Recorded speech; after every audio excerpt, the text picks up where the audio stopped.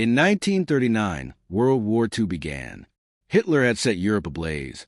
But in the Pacific, the Japanese Empire was pushing forward with relentless victories. In December 1941, Japan attacked Pearl Harbor, dragging the United States into the war. After this attack, America decided there was no turning back. The Pacific War was fought on the seas. Giant battleships, aircraft carriers, and submarines determined the outcome. Japan had fearless pilots who were unafraid of death. But America had brilliant scientists working on a revolutionary new weapon. Part 2. The invention of the proximity fuse, 1940 to 1943. As early as 1940, American scientists were secretly working on a project so classified that only a handful of people in the White House knew about it. This weapon was called the VT fuse, variable time fuse. It functioned like a tiny radar. When a shell fired from a gun approached an aircraft, the fuse would detect its proximity and trigger an explosion automatically. Before this invention, gunners had to hit their targets with extreme precision. Now, simply coming close was enough. In December 1942, the first successful test took place.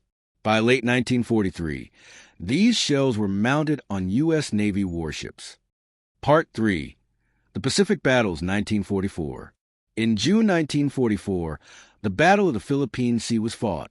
It became known as the Great Marianas Turkey Shoot because Japanese aircraft were destroyed in overwhelming numbers.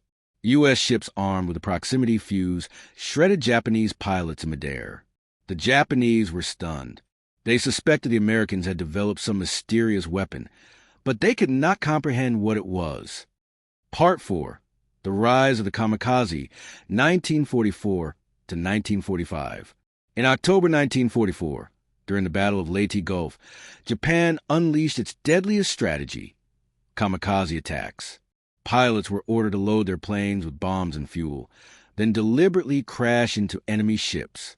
These attacks were terrifying. At first, Japan succeeded.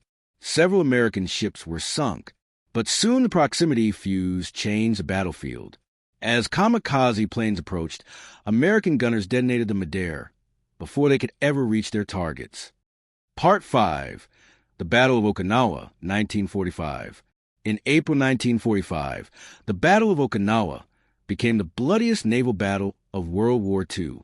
Japan launched thousands of kamikaze strikes. The U.S. fleet stood at the edge of destruction, yet the proximity fuse saved them. Thousands of suicide planes were destroyed in the skies.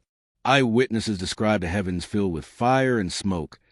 Japanese aircraft bursting into flames before they could dive into American warships.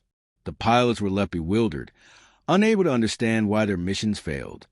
Part 6. The Psychology of Japanese Pilots.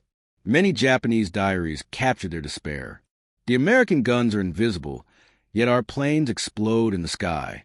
Others wrote, "Even our gods cannot save us." It was in these moments Japan realized it was losing not just on the battlefield, but in the race of technology. Part 7. The War's End, 1945.